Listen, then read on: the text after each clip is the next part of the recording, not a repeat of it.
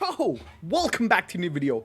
Guys, before we jump into the spoilers for chapter 152, there are some important things we need to discuss in regards to Jujutsu Kaisen. If you're on Twitter or follow any major outlet, you might have already heard this news. There will be a more in-depth dive next week into this topic, but long story short, earlier today at 2 a.m., there was a serious announcement on the Jujutsu Kaisen official Twitter account, and we now have the official translation to this.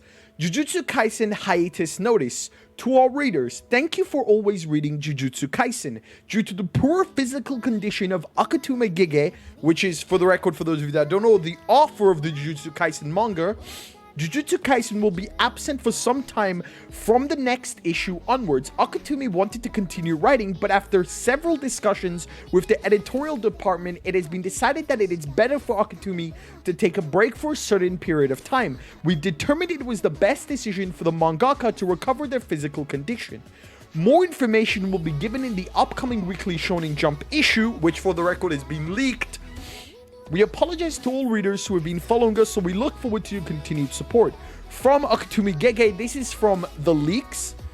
I've been asked by the editorial department to take a break from the series, but I don't want to slow down the weekly serialization of Jujutsu Kaisen, since I'd like to draw the end of the series as soon as possible, and just put a hold on my answer. However, I'm just not able to recover my schedule compared to other mangakas when they take a single break. This part's a little interesting because I believe this tells us that whenever mangas go on break, for example, Black Clover is on break this week, this is to recover their schedule. If nothing is done about this, the same thing will be repeated over and over again, so I decided to accept a proposal from the editorial department. The suspension period should be about 1 month. Now, I do want to point on to this. Akutami himself says 1 month, but Shonen Jump editorial department, who have to co-sign this at the end of the day, could give him a year. This could be 1 year, this could be a month. Minimum, it's going to be 1 month. But if Shonen Jump look back in a month and be like, nah fam, nah, this could be way longer than a month, but Gege himself is pretty confident in 1 month.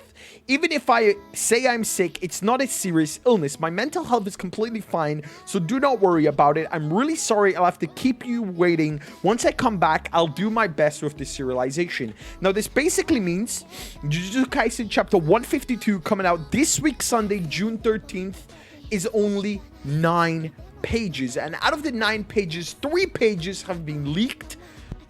It's only 9 pages, unfortunately. From next week, there is no Jujutsu Kaisen, which means from next week, Thursday, there are no spoilers for Jujutsu Kaisen chapter 153, at least until July, which would be, I guess, July 15th. So until July 15th, there will be no spoilers for Jujutsu Kaisen. Again, I mentioned that this could be much longer than anyone expects. Anyway, with that being said, let's jump straight into the spoilers. And oh my god, the spoilers are fucking insane. So be sure to smash that like button and let's dive right into it.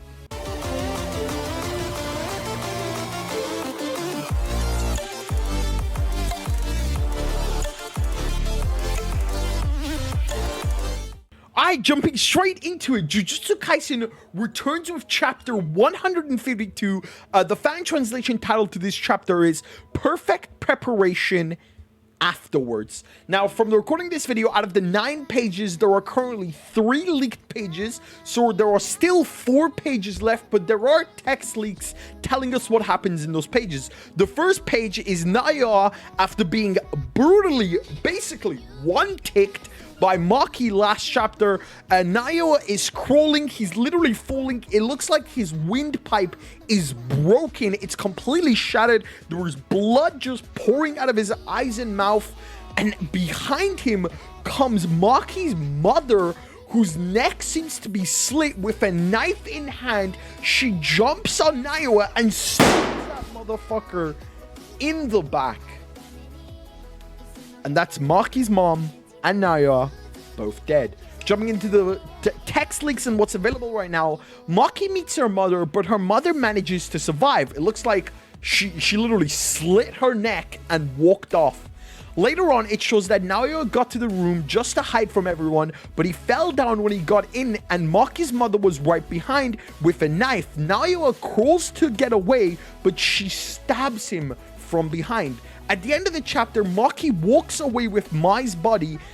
I'm so happy she went back for Mai's body. I was very confused a couple chapters ago. I was like, bro, what the fuck? Is Maki just gonna leave her sister's body down there? That's so fucked. But I'm happy she went back for the body after she slaughtered the Zenin clan. And then Momo sees them and starts running towards them and starts crying while holding Mai's body, and then Maki walks away.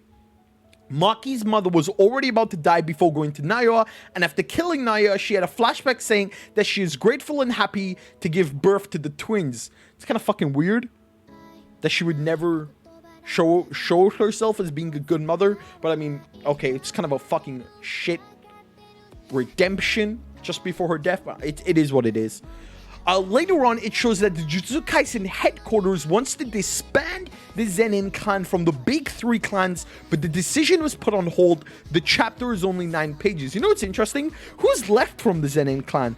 Obviously, there's Maki Zenin, and I think, yeah, Maki and Fushiguro are the only 2 left of the Zenin clan. Editors noted at the end of the chapter, after a brutal fight with Maki, manages to defeat Naoya with a single blow, but now what's the fate of the Zenin clan? I do want to extend something I said about the what I said at the start of this video. Gege does explain later on that he didn't want to take any breaks at the time because he wanted to finish Jujutsu Kaisen as soon as possible.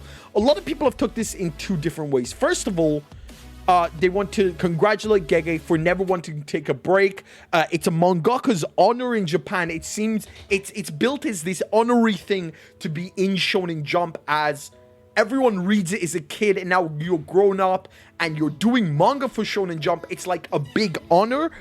But other people in the West are seeing this as Akutame Gege is bored of Jujutsu Kaisen, that he wants to somehow rush the ending of Jujutsu Kaisen, because nobody's gonna tell you otherwise that after the Shibuya arc, things are just zoom, zoom, zoom, zoom, zoom. But I mean, Jujutsu Kaisen has never been slow. It's similar to Black Clover, where both of them are very, very fast mangas. So I mean, I get what people are saying, like, especially with Naoya, right? Like, Naoya died this chapter.